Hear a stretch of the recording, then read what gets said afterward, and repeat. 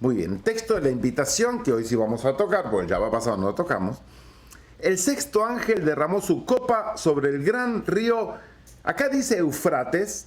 Le dije a Leri que no corrija el texto. Eufrates, parece que el original se dice Eufrates, pero que para nosotros, bueno, suena mal porque no estamos acostumbrados a escuchar Eufrates. Siempre escuchamos Éufrates. Pero para que suene Éufrates, hay que ponerle una E, un tilde en la E primera. Éufrates. Entonces, no lo corregimos porque posiblemente sea Eufrates. El río Eufrates. El original dice Eufrates. Pero de todas formas, da lo mismo. Así que nosotros decimos Éufrates, nos sentimos más cómodos. Sea como sea. El sexto ángel derramó su copa sobre el gran río Éufrates. Y el agua de este se secó para que estuviese preparado el camino a los reyes del oriente. Bueno, este texto es muy lindo de solo escucharlo nomás, pero la interpretación es absolutamente inalcanzable para el cristiano.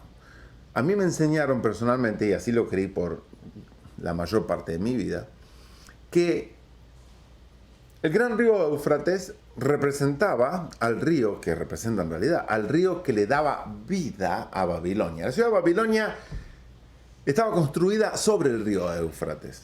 Entonces, era una ciudad maravillosa, para su tiempo maravillosa. Ya veo que nosotros la vemos y decimos, esto es una porquería. Y lo más probable es una porquería, porque a mí no me compran ni imágenes, ni oro, ni estupideces.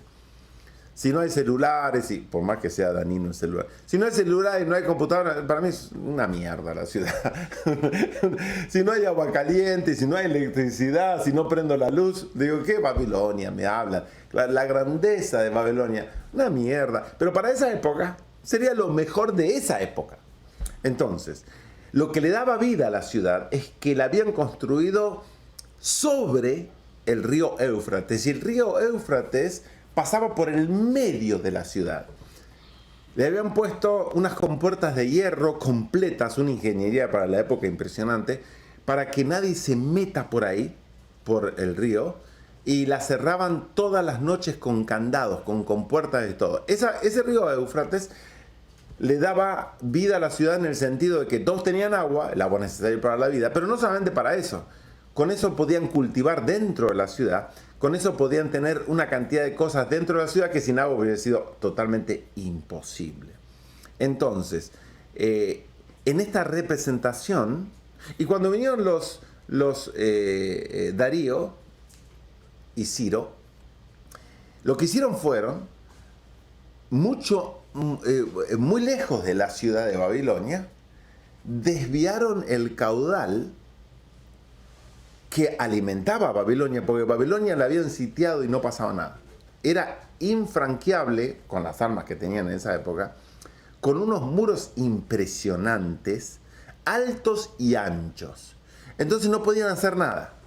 Entonces vinieron los medos y los persas y dijeron, vamos a cortarle el flujo de vida. Y hicieron un trabajo de ingeniería brutal y hicieron todo un canal. Hicieron todo un canal que lo iban tapando, la historia está muy buena. Primero cavaron todo un canal y un desvío para el río Éufrates. Ya hacer eso ya es una obra bastante grande. Y cuando vieron que era suficiente para desviar, aunque sea por un día el río, y llevarlo a otro lado, pues no iban a hacer el cauce de otro río, es imposible, pero por lo menos por un día que el agua fluyera para otro lado. Entonces, lo que habían construido, abrieron unas compuertas o destruyeron una pared y en esa noche desviaron el agua del río. El río bajó drásticamente, por supuesto, tenían poco tiempo, bajó drásticamente lo suficiente para que no estén buceando y se metieran por las compuertas de la ciudad. Ese mismo día, Babilonia, por alguna razón, y Abo lo había dicho, se olvidaron de cerrar las compuertas y con los sellos y las cosas que cerraban. No sé cómo sería. No es un candado que usted compra. Tenían otro sistema. Pero lo dejaron abierto. Bajaron el río y se metieron todo por ahí. Y la tomaron en un día. O sea que el golpe fue certero, fue inesperado, no se lo esperaban. Y ellos estaban festejando encima. Una noche de festejo. Habían agarrado, usted ya conoce la historia, habían agarrado los vasos del templo, y entonces fue cuando llamaron a Daniel, cuando vieron una escritura en la pared de una mano que decía Mene, Mene, Tekel, Uparsin, y dijeron, ¿qué significa esto? ¿Quién sabe esto? Nadie entendía nada, entonces llamaron a Daniel, y Daniel les dijo, eso significa que tu reino ha sido puesto en balanza y fue hallado falso. Tu reino recibió un juicio.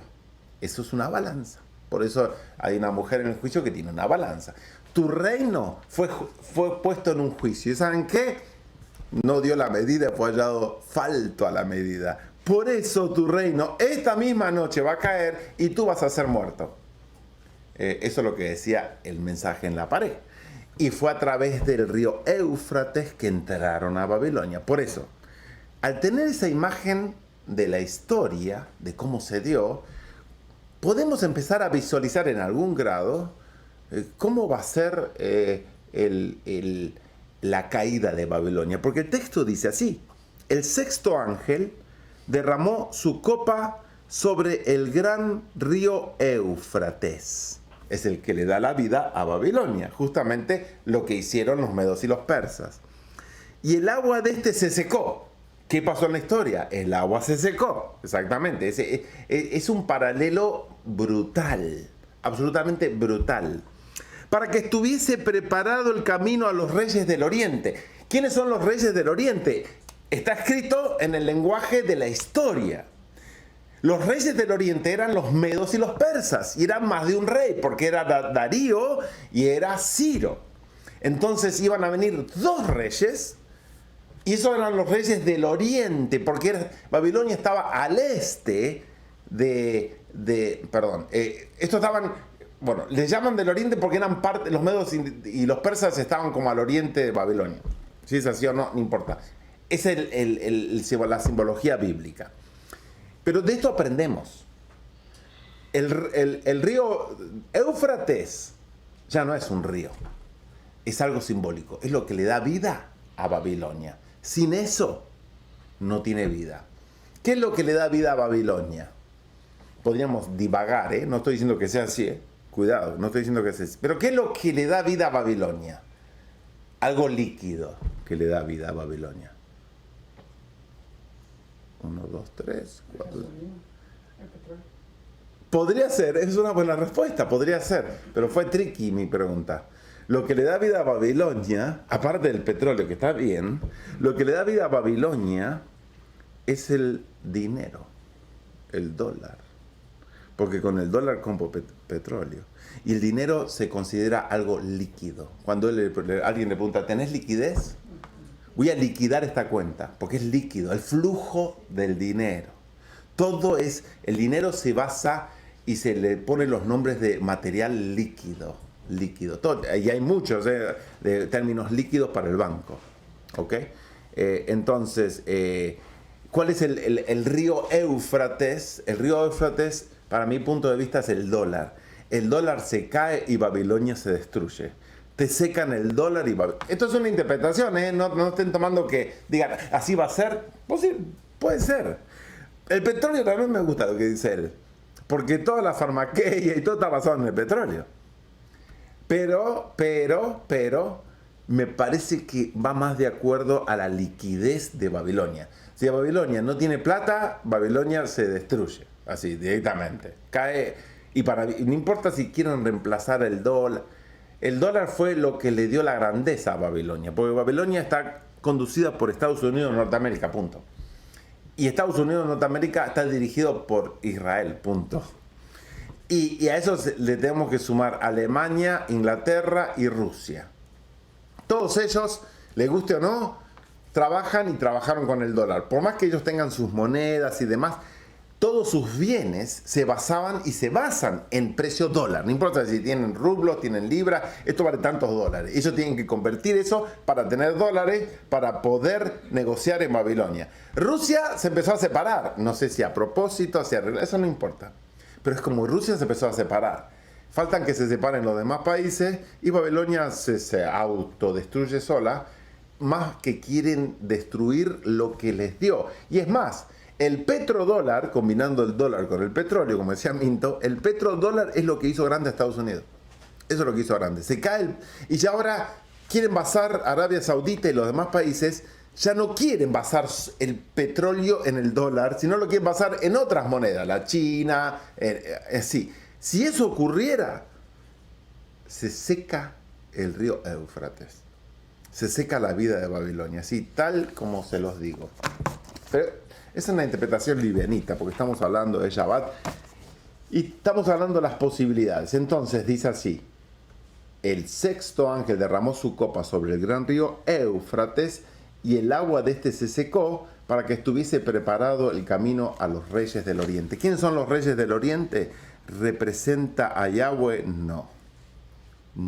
¿Representa a Jesús de Nazaret? No. Está bueno ese Jesús de Nazaret para entender. Jesús de Nazaret, no. ¿Representa a Jesús? Sí, pero no de Nazaret. Al Jesús moderno. ¿Y quién es el Jesús moderno? Es el Mesías, la salvación moderna, no es el que nació en Nazaret. Entonces, esos reyes del oriente ya saben perfectamente otros términos. El Cordero, el Mashiach, la esposa, y uno de los que más me gusta a mí, los hijos de Elohim. Los hijos de Elohim son los reyes del oriente. Pero se tiene que secar algo para que le dé paso a los hijos de Elohim. Mientras el río Éufrates siga, sea lo que sea, pienso que es el dólar, sea lo que sea, siga dando vida a Babilonia, no pueden entrar los hijos de Elohim. Tienen que bajarse algo, tiene que secarse algo.